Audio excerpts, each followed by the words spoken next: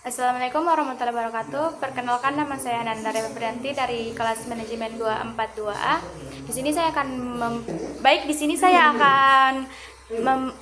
membawakan materi yaitu etika bisnis dalam manajemen sumber daya manusia. Dosen pengampu yaitu Adi SEMM.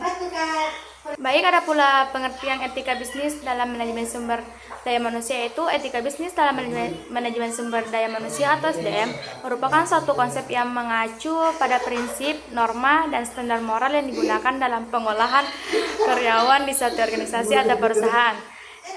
Secara lebih luas, etika bisnis manajemen menuntut organisasi untuk bertindak secara adil, transparan, dan bertanggung jawab dalam setiap aspek yang berkaitan dengan hubungan antara perusahaan dan karyawan. Definisi etika bisnis. Etika bisnis adalah seperangkat prinsip moral dan nilai-nilai yang mengatur perilaku individu maupun organisasi dalam dunia bisnis. Yang kedua itu definisi manajemen sumber daya manusia atau MSDM. MSDM adalah pendekatan strategis dalam pengolahan tenaga kerja suatu organisasi agar dapat bekerja secara efektif dan efisien. Yang ketiga yaitu pengertian etika bisnis dalam manajemen sumber daya manusia. Etika bisnis dalam manajemen sumber daya manusia mengacu pada penerapan prinsip-prinsip moral dan nilai-nilai dalam pengolahan tenaga kerja di suatu organisasi. Ya, bagian B yaitu perang etika bisnis dalam manajemen SDM. Secara umum, perang etika bisnis dalam manajemen SDM meliputi beberapa aspek utama, yaitu satu, membangun budaya organisasi yang beretika. Yang kedua yaitu mencegah diskriminasi dan pelecehan. Yang ketiga itu meningkatkan kepercayaan dan kepuasan karyawan. Keempat itu mendorong transparansi dalam pengambilan keputusan. Kelima itu meningkatkan reputasi perusahaan. Keenam, mengurangi risiko hukum dan finansial. Ketujuh yaitu meningkatkan produktivitas dan efisiensi kerja.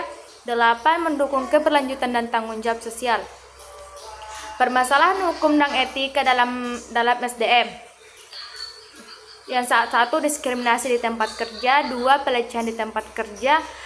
Tiga, kompensasi dan kesejahteraan karyawan. Empat, pelanggaran privasi karyawan. Lima, kontrak kerja yang tidak adil. Enam, pemutusan hubungan kerja atau PHK yang tidak sah. Tujuh, etika dalam perekrutan dan promosi. Delapan, kesehatan dan keselamatan kerja. 9, keseimbangan kerja dan kehidupan pribadi. 10, transparansi dan akuntabilitas dalam manajemen SDM. Dan untuk mengatasi berbagai permasalahan ini, perusahaan perlu yaitu menerapkan kebijakan etika yang jelas dan tegas, mengadakan pelatihan reguler tentang etika dan hukum ketenaga kerjaan, menyediakan saluran pengaduan yang aman dan bagi karyawan, membangun budaya kerja yang menghormati hak-hak karyawan. Yang D itu penanganan SDM sebagai human capital. Konsep human capital menekankan bahwa karyawan bukan sekadar tenaga kerja, tetapi merupakan aset berharga bagi organisasi. Oleh karena itu, organisasi harus memiliki strategi yang tepat dalam menangani SDM sebagai human capital agar mereka dapat memberikan kontribusi maksimal terhadap kesuksesan perusahaan. Baik, terima kasih. Itulah materi yang saya bisa sampaikan itu. Assalamualaikum warahmatullahi wabarakatuh.